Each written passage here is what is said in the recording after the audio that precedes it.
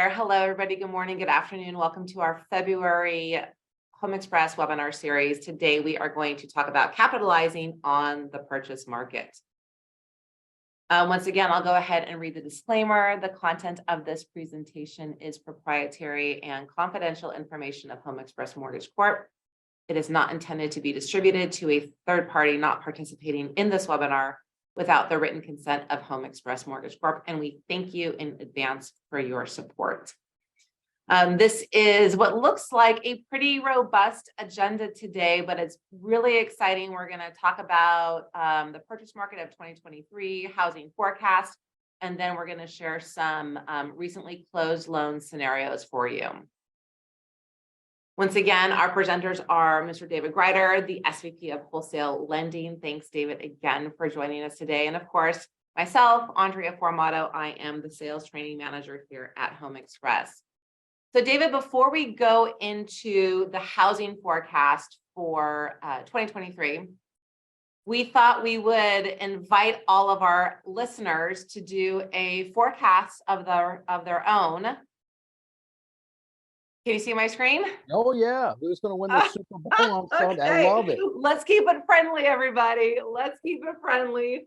Let's see who we think we're going to forecast for. Oh, these are coming in hot today, David.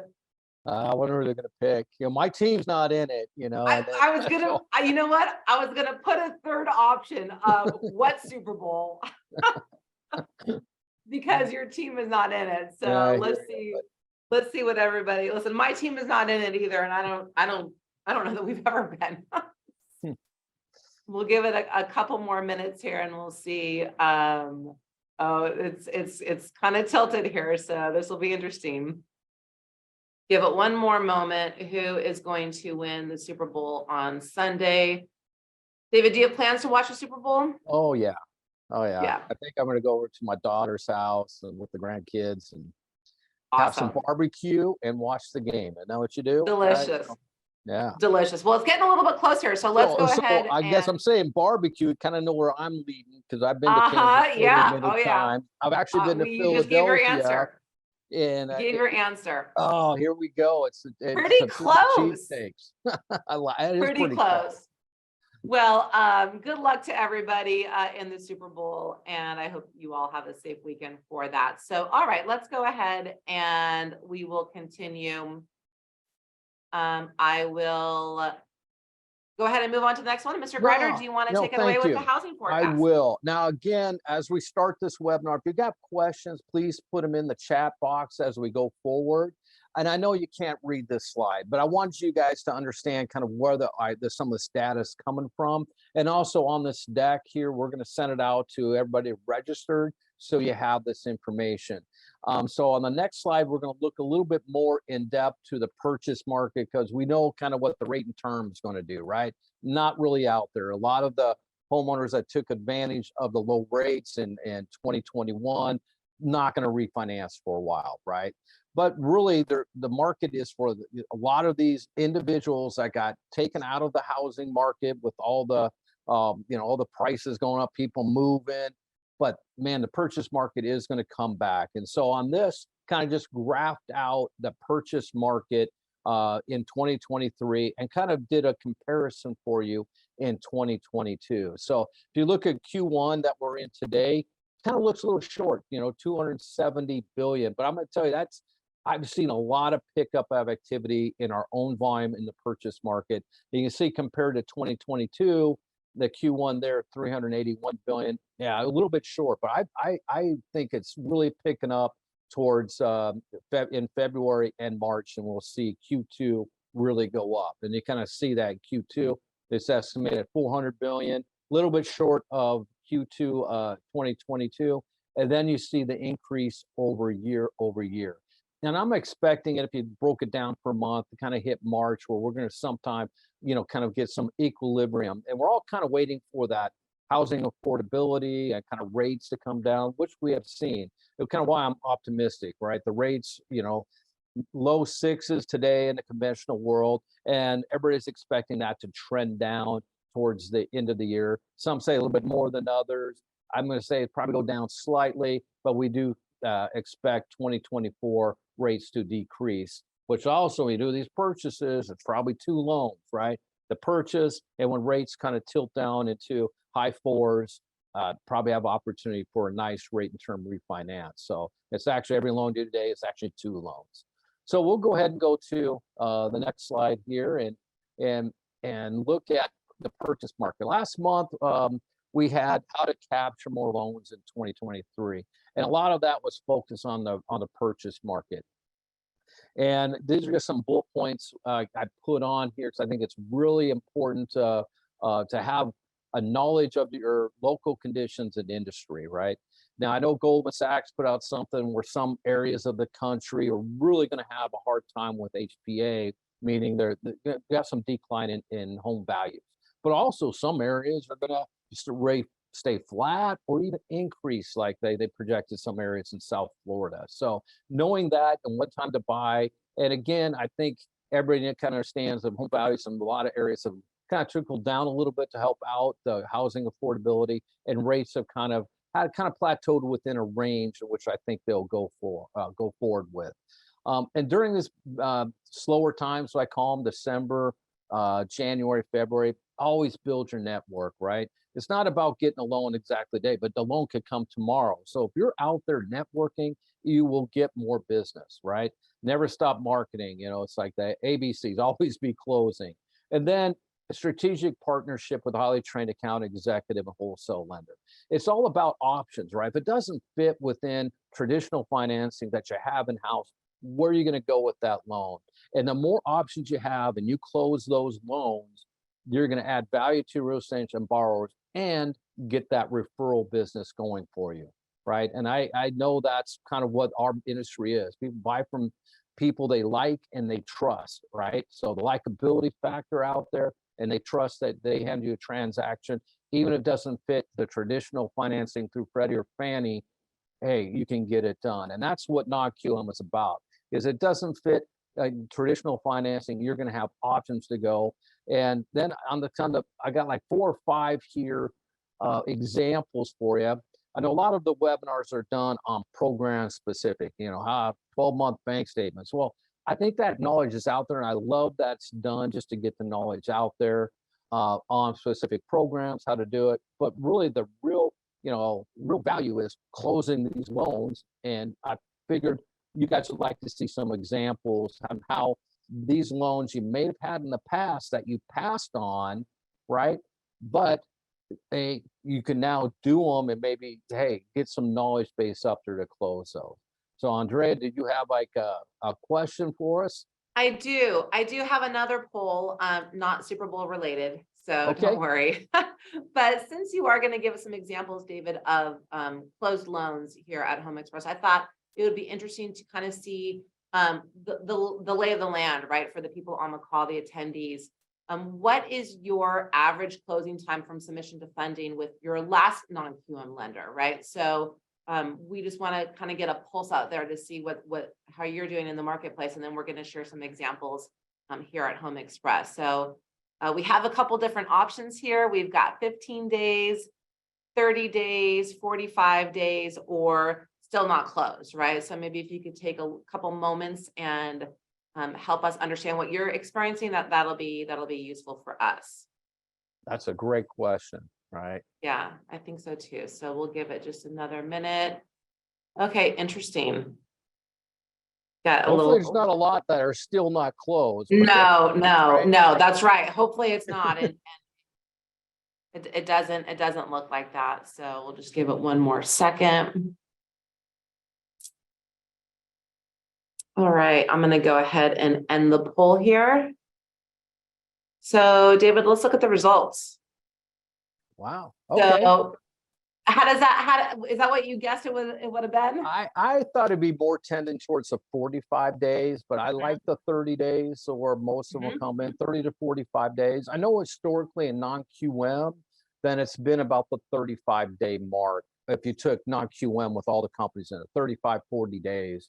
And I think some of this has to do with appraisals, right? That they're coming in a little bit quicker. And as the market, has kind of shrunk a little bit from 2021, there's more appraisers out there and there's more speed with some of the transactions, right? So, but still, Right. I think 45 days is especially on a purchase, probably too long, not as planned on the COE day. But it's a good information. So I'm going to share with you some recently closed loans with us. I think one that just came into us, I put on here to give you some good examples, right? So scenario number one, this is a purchase in California for $500,000. Now, the challenge for the LO was self-employed, right? Didn't fit DTI using traditional tax returns and also needed 100% gift, right?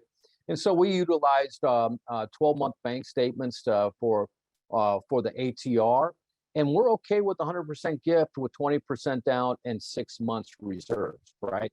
And so that's really not an obstacle for us. And again, these are just loan stories we get in as we go through. And the application date was January 24th, docs out February 6th. So what that tells me is this was probably a deal that was in the conventional world, didn't quite make it, and already had the appraisal, came in us, and we're able to get that turned around within 8-9 days, right? And I always put on here compensating factors because Home Express is a true lender. We lend with our own guidelines, fund with our own money, and sometimes that loan story of what the compensating factor, we're able to make exceptions, whether that's a LTV or some of the things that we have to get it done. So it's all about options, and we have highly trained account executives to help you out with that. Let's look at the next one here. Ooh, a purchase in Nevada for $600,000. Again, this is a challenge, agency fallout due to DTI. I kind of like this one because this one was retired, has annuity and a pension, and they sold the house, wanted to buy this condo where they wanted to go. And they contacted one of our trained AEs and is taking the application, see what they had. Oh, they have 900,000 in liquid assets. Okay, it's not even out with DTI file because underneath Dodd-Frank, you can use income or assets to qualify for ATR. And this one had sufficient assets to cover our loan balance, our loan amount by 125%. So there was no even DTI. Don't need any job, don't need anything of that. And this one again came in on January 20th. Docs out January 31st. And the compensating factors, again, great credit, add reserves. So just because it doesn't fit DTI, you can use assets, either assets in full or some type of asset depletion. We'll go to the next one here. This is a purchase in Florida for $200,000. This was a fallout from agency due to non-mortgable condo.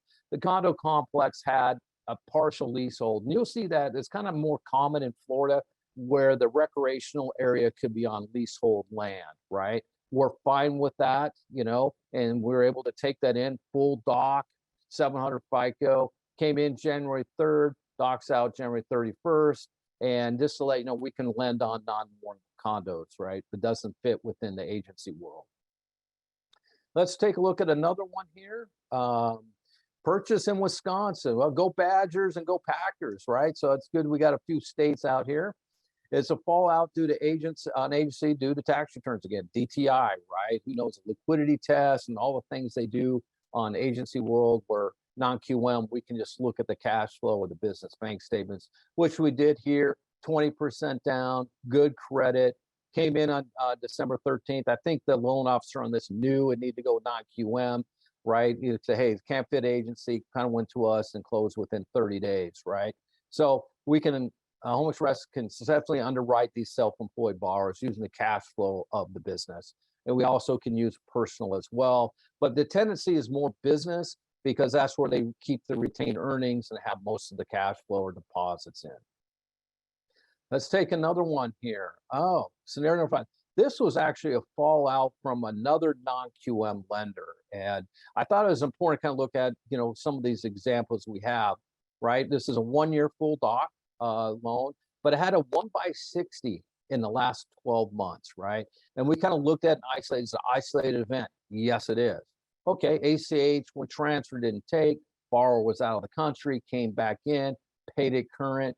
Yes, with isolated event on a housing option, we can do that. This was 25% down, 685 FICO, just came in on the 6th and proved on the 8th. And so the comp factor, it's a great borrower. and it didn't have any mortgage rates in its history except for the servicing issue, which they probably recall, but we have to take that into account. But we can overcome that by understanding what happened and say it's still a good loan, and we can close this fairly quick. Um, and the other one, I'm just going to tell you, for example, I had 5 minutes before our webinar today, I had this email come over from a loan officer, just like some of these scenarios. Hey, they're selling their departing property, didn't close on time. I have a rolling 30, doesn't fit Fannie or Freddie guidelines. I can't do it. Can you guys help us out? And the answer is absolutely. This is a full doc loan, has a rolling 30, right? Which on our programs we can accept rolling 30. So that's just a 1x30 with us, 20% down, could do 25. We were fine. We're fine with that. And that loan will come in. It's got to close by February 27th, right? Yeah, we can do that. I think we'd be waiting on the appraisal, and hopefully that's ordered. Or if not, we get that order right away, because that's what we'll be waiting for. We're that quick. Options, right? This is all about options. I look at this purchase market, and when you're talking to your real estate agents or some of the borrowers out there, is say, hey, we got the traditional finance and we know what that is, but if you don't fit, you have options, right? And what will happen is, when you kind of understand the options, that you're going to get more referrals from your real estate agent. Hey, they're not able to close it at ABC Bank or ABC Mortgage Company. Can you help me? You say, hey, let's take a look at this, right?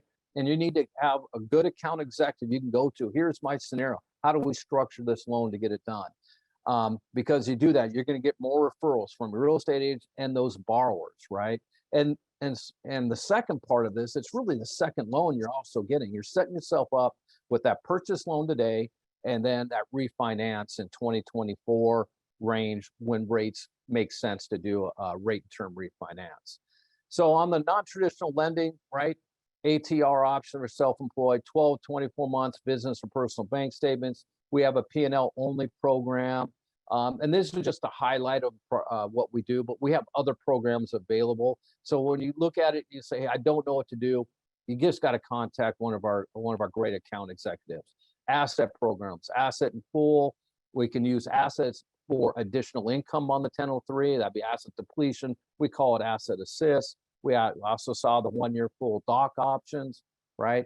And then you also kind of seen some life events or housing ratings, right, in the last 12. So we have programs for 1 year out on foreclosure and settle bankruptcies, and up to a 1x90 in the last 12 months. Again, we need to understand why that is there. It's not, hey, it's bad credit, not a good risk for us. We're just going to ask questions on that. Is that an isolated event? We understand it. We can overcome a lot of these things where you might not say, hey, there's no way no one's going to do that loan. Give us a call. There might be a lot of compensating factors, and we understand what happened, right? I've been around a long time, as you can tell by my hair. We all have ups and downs in our life. That's normal, right? But there's good people out there that need housing that get turned down from traditional financing, right? The other thing we've done, we've expanded our programs recently. DSCRs, that's your investment business purpose, right? Off the cash flow of the property. FICO started at 640. We can go up to 80% LTV in a purchase, and that includes 2 to 4 units. And we allow DSCR down to 0.75. Our consumer loan products start with a FICO of 620. We do allow purchases up to 90% LTV.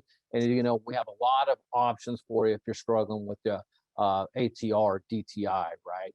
We also can do cash out consumer purpose on non-ROC properties.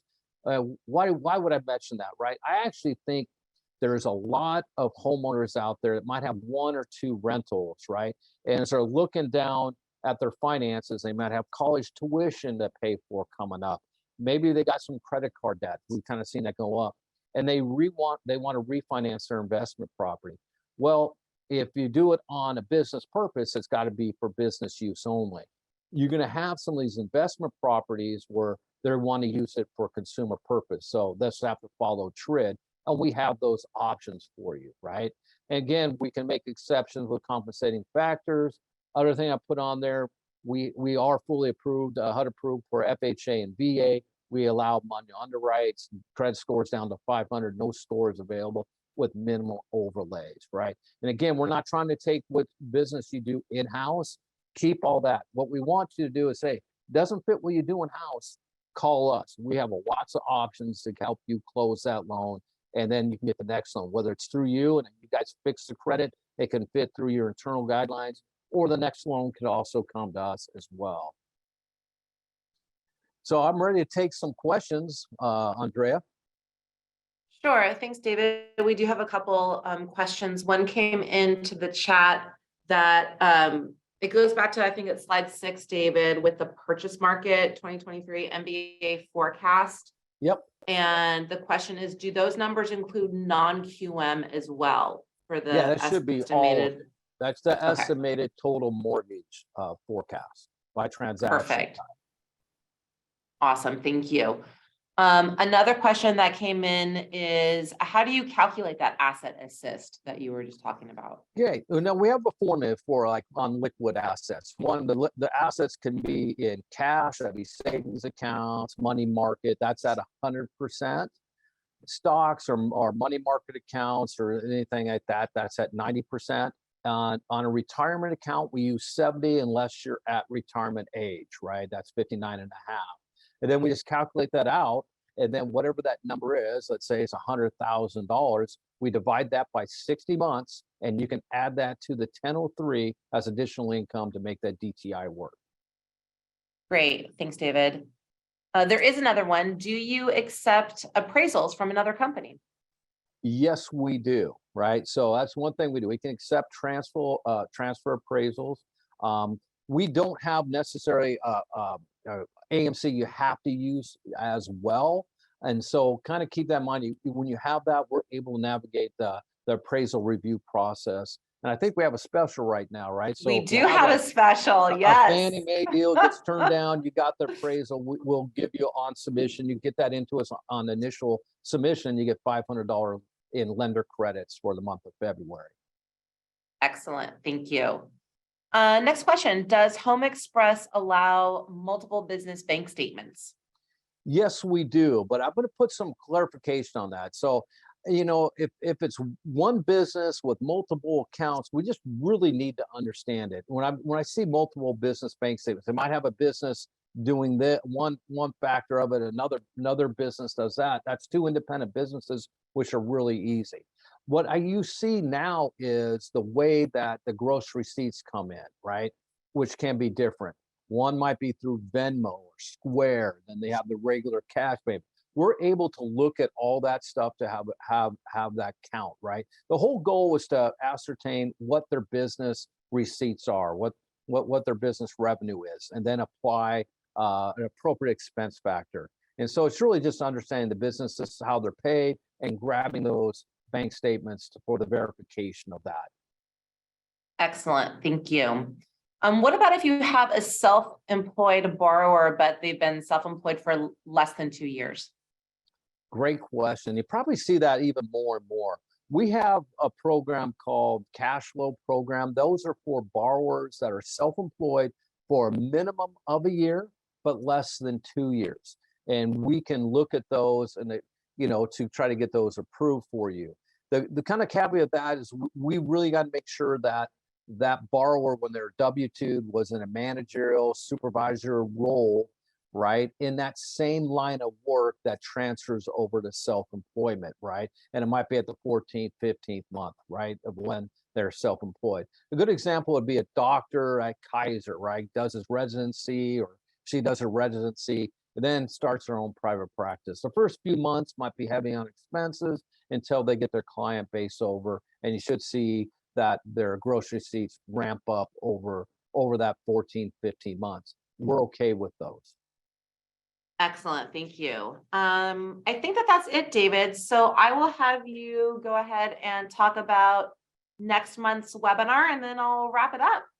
Excellent. Well, thank you, Andrea. Next month webinar is opportunities with investment properties, right? And these are going to be more, we'll talk a little bit about DSCR. That's everybody's kind of favorite for the past few years. But we're going to talk about the non-owner occupied, right? On the consumer purpose, on those refinances, what that looks like. We're also going to look at the short-term rental market at that point, right? Figuring out what do those properties look like and how can we qualify those? So there's still a lot of purchases being done for investors, and we want you to capture those as well. So this one's more on a consumer purpose basis based on the examples and making sure they kind of understand these are real deals that we close or are going to close, right? But let's look at the investment properties in March and how to capture more of that. We're going to look at the states that you don't have to be licensed in to expand your 2023 offerings and know kind of, hey, I can capture more business here. Excellent. Thank you. Hoping to see everybody on that webinar. And then, as always, just to kind of wrap it up, please reach out to us. If you're not an approved broker, we would love to have you as an approved broker. It's very easy to do. You can go directly to our website and you can complete the application online. If you don't have an account executive already, you can reach out to us. Here's David Grider's contact information. He loves getting phone calls. Please go ahead and reach out to him.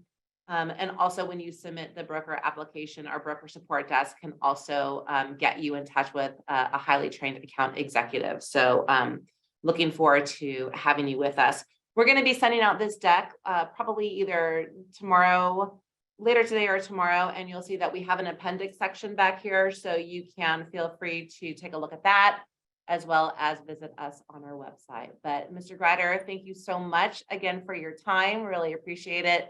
Thank you to all who have attended. We appreciate your time. Hope you have a great February, and we will see you next month in March. Thanks, everybody. Have a great day. Take care.